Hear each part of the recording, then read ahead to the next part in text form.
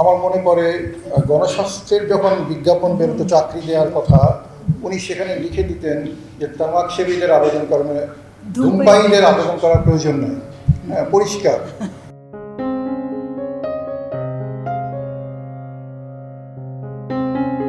আমি মনে হয় এখানে কিছু বলার যোগ্যতা রাখি না, এবং আমি অনেকটা ধৃষ্টতা হয় আমার জন্য যে আমি এখানে কি বলতে ডক্টর স্যারের সাথে সম্পর্ক কিছু আমাকে বলতে বলা হয়েছে।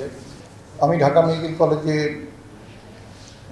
আমাদের একটা বর্ষর একটা নাম্বার আছে K39 বলে, সেই বর্ষের ছাত্র, এবং জাফর স্যার ছিলেন K17, মানে আমাদের 22 বছরের সিনিয়র ছিলেন। এবং ওনার সম্পর্কে আমাদের মেডিকেল কলেজে ভর্তি হওয়ার পর থেকেই আমরা ওনার সম্পর্কে জানতাম, শুনতাম, কিন্তু দূর থেকেই যেটা। এবং একটা সৌভাগ্য হয়েছিল, আমাদের মেডিকেল কলেজে পড়ার সময় আমাদের একটা 4th ইয়ারে একটা ভিজিট থাকে, তো আমাদের গণস্বাস্থ্য কেন্দ্রে ভিজিটে নিয়ে যাওয়া হয়েছিল।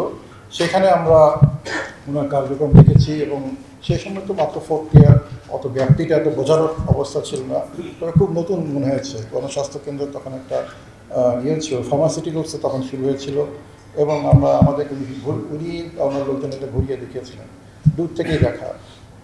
পরবর্তীতে ওনার সম্পর্কে আমরা যেটা দেখেছি, উনি খুব ন্যায়ের পক্ষে ছিলেন, সেটা আমাদের অনুপ্রাণিত করেছে। উনি প্রতিবাদ করতেন, পরিষ্কার করে বলতেন কোনটা করা দরকার, কোনটা করা দরকার না, সে দিক নির্দেশনা ছিল। এবং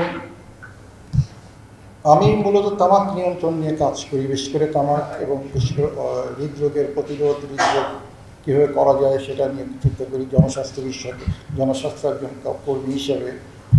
এটা আমরা যখন তামাক নিয়ন্ত্রণ নিয়ে কাজ শুরু করি, তখন আমরা দেখি, আমার মনে পড়ে গণস্বাস্থ্যের যখন বিজ্ঞাপন বেরোতো চাকরি দেওয়ার কথা, উনি সেখানে লিখে দিতেন যে তামাক সেবীদের আবেদন করা মানে ধূমপায়ীদের আবেদন করার প্রয়োজন নেই।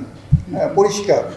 তো আমরা যে কাজটা এখন এসে চিন্তা করছি করার কথা, সেটা সেই 1980-র দশকেই যখন বিজ্ঞাপনগুলো আমি দেখতাম, সেখানে পরিষ্কারভাবে এটা লেখা থাকতো, এবং সেটা কিন্তু এখনও আমাদের অনুপ্রেরণা দেয়।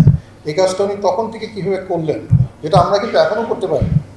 এখনও আমরা বলি যে বিভিন্ন প্রতিষ্ঠানকে যেন তারা যেন এভাবে চিন্তা করে যখন লোক নেয় সেটা করে, সেটা সেই সময়ই উনি করেছেন এবং করে দেখিয়ে গেছেন এটা করা সম্ভব। সেই কাজটা আমাদের অনুপ্রাণিত করে। জাফরুল্লাহ স্যারের অনেক কাজই আমাদের হয়তো অনেকের সাথে আমাদের মতবিরোধ থাকতে পারে, রাজনৈতিক মতবিরোধ পার্থক্য থাকতে পারে, যেটা আমাদের এখনও অনুপ্রেরণা দেয় সেটা হচ্ছে না প্রতিবাদী কণ্ঠস্বর এবং ন্যায়ের পক্ষে থাকা, সাধারণ মানুষের পক্ষে থাকা। আমি এই বলি, ওনার আরও শ্রদ্ধা জেনে আমার বক্তব্য শেষ করছি। ধন্যবাদ।